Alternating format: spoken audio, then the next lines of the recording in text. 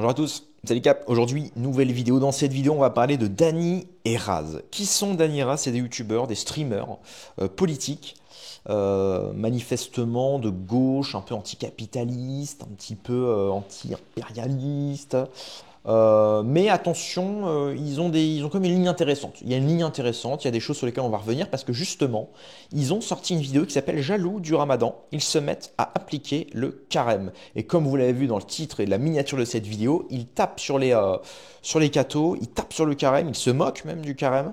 Alors est-ce qu'il y a véritablement, ils apportent véritablement des solutions? Est-ce qu'ils se moquent et ils critiquent uniquement pour se moquer, pour critiquer? On va voir ça dans cette vidéo. Vous allez voir qu'il y a beaucoup de points sur lesquels on va revenir. C'est assez intéressant. C'est parti, mettez un like.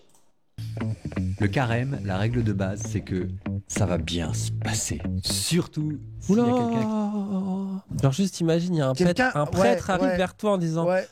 Ça va bien se passer. Ah ouais. Avec ce qu'on lit dans les Ah journaux. ouais. Et là, je vois qu'il est en train de soulever sa robe là. Comment ça Parce qu'on m'inquiéter. parle de ce sentiment d'insécurité des musulmans. Oui. Et le sentiment d'insécurité des enfants face aux prêtres catholiques, on en parle ou pas? Sujet sous-côté. dans cette... Alors là, tu vois, là c'est marrant parce que c'est le début de leur vidéo. Donc voilà, tout de suite, évidemment, la référence, l'amalgame du ah bah voilà le catho, le prêtre, bah voilà, tous les prêtres, comme l'affaire Betaram et il y a eu de nombreuses affaires. Il n'y en a pas eu qu'une seule malheureusement, de nombreuses affaires où des prêtres ont touché des gosses. Bah évidemment pour Dany et Raz, tous les prêtres sont des abuseurs d'enfants.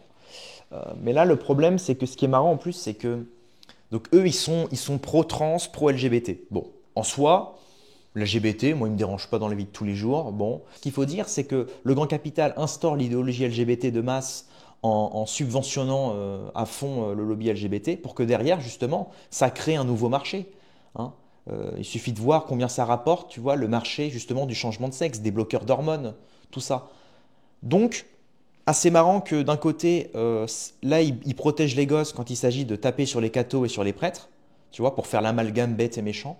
Par contre, quand il s'agit de protéger les enfants justement de cette idéologie qui peut en fait à terme stériliser, parce que quand on change de sexe, on ne devient pas, quand on passe d'homme à femme, on ne devient pas une femme qui peut procréer, on devient une fausse femme en réalité, une fausse femme qui ne peut plus procréer, qui se stérilise. Donc finalement, on est juste un homme sans quoi. Globalement, c'est ça. Hein. Désolé si c'est dit un peu de manière crue, j'en suis désolé, mais bon, il n'y avait pas vraiment d'autres termes pour le dire.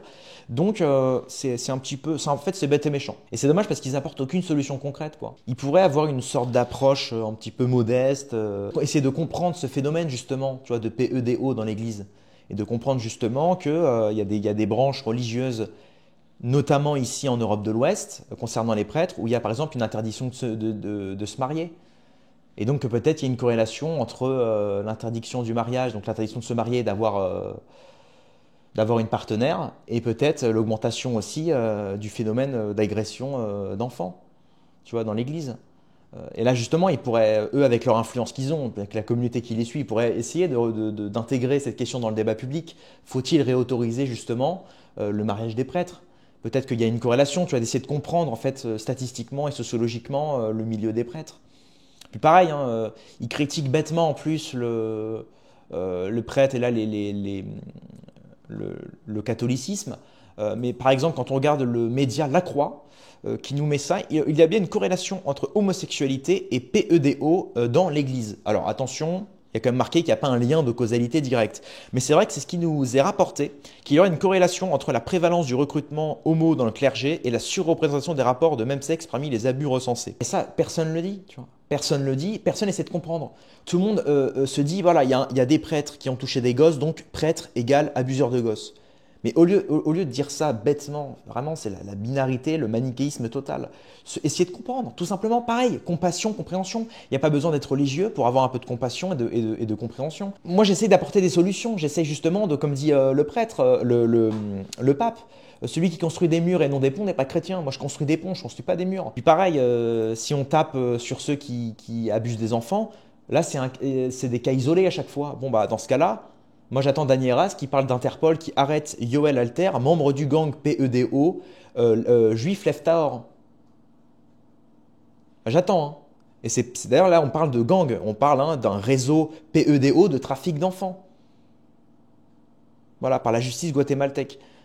Là, bizarrement, j'entends pas Dany Raz taper sur les J toute la journée. Parce qu'il faudrait pas le faire de un, parce que pareil, ici on est intelligent, on fait pas d'amalgame.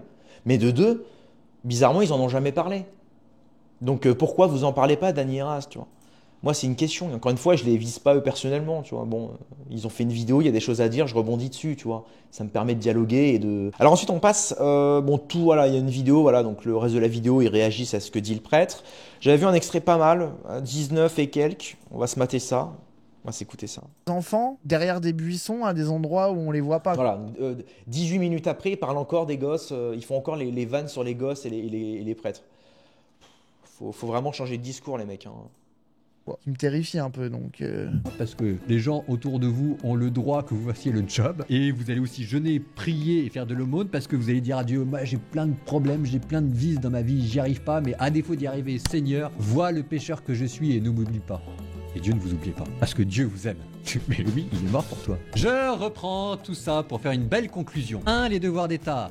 2. Les addictions et les vices. Devoirs d'État. T'as vu les trucs, c'est travail et une famille et te drogue pas. C'est tout ce que t'es pas, Raz. J'adore. Ah ouais, je crois que je suis T'es vraiment pas fait pour la religion, non, toi. moi, je suis pas compatible avec la religion. T'es le c'est diable, tout. en fait. Je Bah, pense que je t'es suis du un peu- côté de Satan. Bah ouais.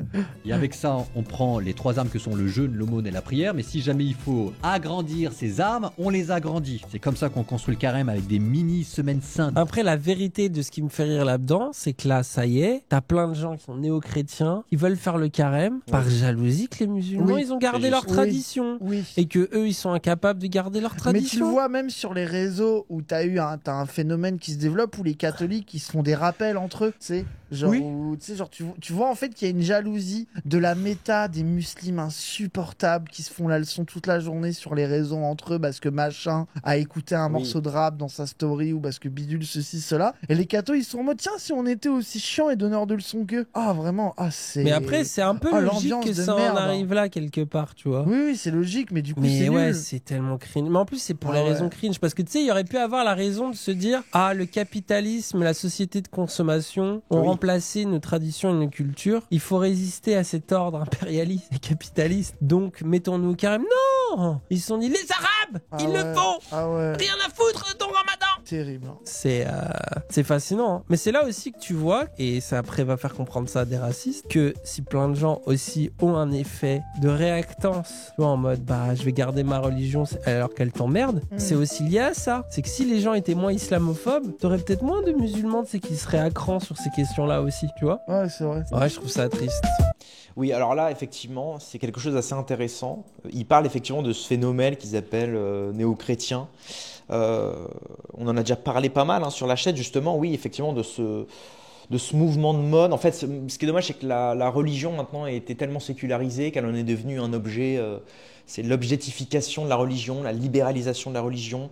On a fait de la religion un pareil, en fait, comme le LGBTisme, un marché aujourd'hui. C'est devenu un marché. On voit avec les musulmans qui font des tapis de prière interactifs, des influenceuses voilées. Et de l'autre côté, pareil, on a maintenant des prêtres influenceurs. On a tout un marché derrière, un marché économique, un circuit économique qui s'est créé autour de la religion. Et c'est le meilleur moyen aussi de la détruire, parce que je vous rappelle quand même que la base du christianisme et de l'islam, c'est quand même justement le fait qu'ils soient contre l'usure et le taux d'intérêt. Donc en fait, tout le système bancaire, tout le système de la dette, sous un ordre religieux sérieux, c'est fini. Hein. Et là, effectivement, avec ce retour, notamment chez les jeunes sur les réseaux sociaux, hein, comme ils le disent, ils l'appellent les néo-chrétiens, les néo-musulmans, tout ça, qui se font des rappels. Et ça, c'est vrai que c'est le plus dramatique. C'est normalement, quand tu te revendiques de quelque chose, c'est parce que tu as le parcours qui va avec, tu vois. Le major Gérald, voilà, il peut dire qu'il est militaire et qu'il est à la Légion étrangère parce qu'il a le parcours, tu vois. Il a dédié sa vie chez les militaires. Bon, bah voilà. Pareil, normalement, le chrétien, tu vois, il a passé sa vie, il a fait son baptême, il a fait ce qu'il fallait, tu vois. Il a fait les différents parcours et les différentes études, la théologie, etc. Et après, il peut se revendiquer chrétien. Sauf qu'aujourd'hui, on est dans un monde où, avant même d'avoir fait tout le parcours, on se revendique directement, tu vois. Ça, c'est la société un peu court-termiste, éphémère. Notamment chez les jeunes sur les réseaux sociaux. Dès les mecs c'est comme les meufs qui se convertissent à l'islam ou qui se convertissent à je ne sais quelle religion, elles vont le mettre tout de suite, ça y est, elles le sont. Mais d'abord fais le parcours, tu vois. C'est comme le type en études de médecine, il est en première année de médecine et pour séduire la meuf qui lui plaît au café, il va dire je suis médecin. Non, t'es pas médecin, t'es en première année de médecine, tu connais rien à la vie, tu vois. Laisse-toi écraser par la vie, tu vois, fais tes études, deviens médecin, soigne des gens, et une fois que tu auras soigné des gens, là tu pourras te revendiquer médecin. Mais pour le moment, tu ne l'es pas. Maintenant, après, ça sert à rien de critiquer pour autant les jeunes qui se mettent à la religion. On peut pas les critiquer non plus, parce que pareil, là, faut marcher de manière avec la compassion et la compréhension, se dire bon bah voilà, qu'est-ce qui fait que des jeunes vont vers la religion? La religion, il y a un sentiment d'appartenance à un groupe, donc peut-être que c'est lié à la solitude, peut-être que c'est lié au phénomène justement de l'individualisme. Donc là, peut-être qu'il y a un rapport aussi avec la société très axée sur la consommation, sur l'individu, sur l'objectification de la personne, sur la perte d'identité, la perte de repères, ou la perte de certaines valeurs, ou justement l'attachement à des valeurs qui nous sont en réalité étrangères. Et ça ferait justement plus avancer la cause de citer ces problèmes-là, de comprendre un phénomène. Eux, ils sont très critiques du fascisme, par exemple. Bon, bah, qu'est-ce qui fait qu'aujourd'hui un jeune se tourne vers le fascisme? Est-ce que justement c'est pareil? Il y a pas, c'est lié il y a un phénomène, il y a la cause, il y a la conséquence, tu vois. Et c'est ça le problème, c'est que d'un côté, on a toute cette gauche qui n'est plus du tout une gauche sociale, mais une gauche sociétale, tu vois, qui fait disparaître le social au profit du sociétal. Et pareil avec la droite, qui vous parle de nostalgie et de valeurs qui sont plus du tout, modernes et existantes, mais qui base toute sa politique sur la nostalgie et le temps d'avant. Mais on ne fait pas une société avec la nostalgie, tout comme on ne fait pas une société avec des luttes sociétales.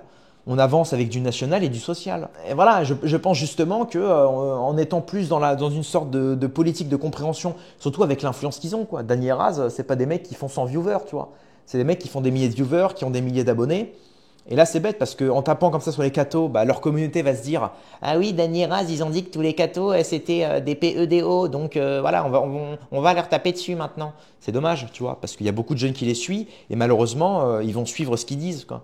Et comme Dany et Raz, ils disent pas des choses tout le temps très intelligentes et très mesurées, ça donne une communauté qui n'est pas non plus très intelligente et très mesurée. Donc c'est malheureux. C'est malheureux. Donc je pense qu'il faut arrêter de remettre une pièce dans la machine. Voilà, il faut que d'un côté, effectivement, aux côtés des religieux, soit peut-être moins sévère et moins tradit sur le côté, sur la question de l'homosexualité, tu vois, et même de la liberté, parce qu'à un moment, il parlait du fait que les religions sont assez, elles vous restreignent. Mais pareil, ça c'est lié à l'individualisme. Tu penses que tu es libre parce que tu as la liberté de consommer, parce qu'en tant qu'individu, tu as le choix justement, le capitalisme te laisse le choix d'être qui tu veux. Mais tout ça, en fait, c'est de l'illusion, quoi. C'est une chimère, en fait. C'est une chimère. En réalité, tu n'es pas plus libre, justement. Tu es libre, justement, quand tu te dépossèdes de tout ça, du matériel, du superflu. Mais tout ça, ça ne plaît pas au grand capital. Donc forcément, il fait en sorte que, pour ralentir sa phase terminale, il fait en sorte justement d'essayer de mettre en place des idéologies pour ensuite derrière créer un marché. Ce marché, il y a des gens qui se sentent visés. Donc voilà, globalement, ils sont pas méchants, Dany et Raz. Voilà. Désolé si c'était un peu brouillon ce que j'ai dit. Mais bon, là, on réagit un petit peu de manière spontanée, sporadique. Mais encore une fois, moi, comme je vous l'ai dit, j'essaie de créer des dialogues entre chrétiens et musulmans, entre justement gauche et droite, et d'essayer de sortir un petit peu de tous ces clivages-là un peu bêtes et méchants, et d'essayer de créer un dialogue et justement de faire avancer la cause. La cause principale, c'est quand même l'ennemi commun, c'est de remettre en avant une véritable lutte sociale et nationale. C'est des choses quand même plus cohérentes que de dire que d'avancer dans le sociétal à la Mélenchon ou que d'avancer dans la fausse lutte nationale à la Marine Le Pen, mais derrière de renier tout le social et d'être en accord sur l'UE, sur l'euro, sur le vaccin, sur l'Ukraine. Bon, on a compris quoi, c'est deux branches du mondialisme qui font avancer l'agenda Klaus Schwab, Attali et compagnie, quoi. Voilà.